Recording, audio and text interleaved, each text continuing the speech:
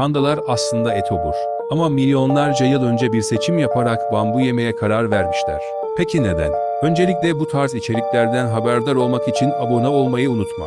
Çünkü diğer büyük etoburlarla et için rekabet etmek yerine kimsenin dokunmadığı bol bir kaynağa yönelmişler.